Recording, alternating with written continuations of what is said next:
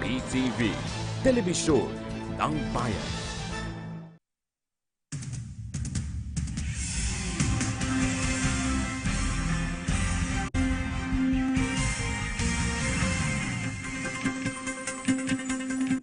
Magandang umaga, narito ng PTV Newsbreak. Una sa ating mga balita, susunod sa naging utos ni Pangulong Rodrigo Duterte, ang Armed Forces of the Philippines kaugnay ng pagbawi ng suspension of military operations laban sa CPP-NPA.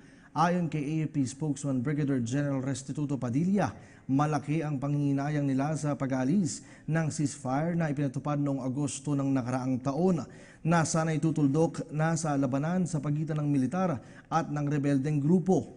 Dagdag pa ng opisyal, kung hindi lamang naging agresibong New People's Army, ay malaki na ang pag-asa ng usaping pangkapayapaan na kasalukuyang tinatalakay ngayon kasamang pamahalaan.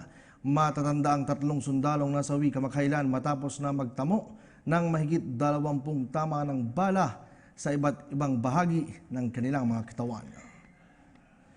Sinimulan na ng mga otoridad ang investigasyon sa naganap naman na sunog sa isang pabrika na nasa loob ng Philippine Economic Zone Authority sa General Trias sa Cavite. Tumagal ng 46 na oras o halos 2 araw ang sunog na tumupok sa 6 na hektaryang pabrika na pagmamay-ari ng House Technology Industries.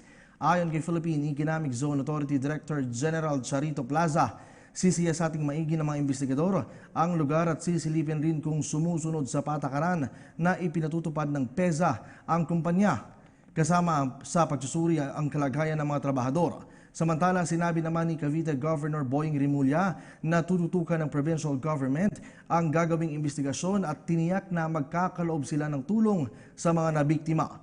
Kasalukuyan pa rin inoobserbahan sa mga ospital sa General Trias, Cavite ang ilan sa mga nagtamo ng matinding pinsala sa katawan sanhi ng sunog.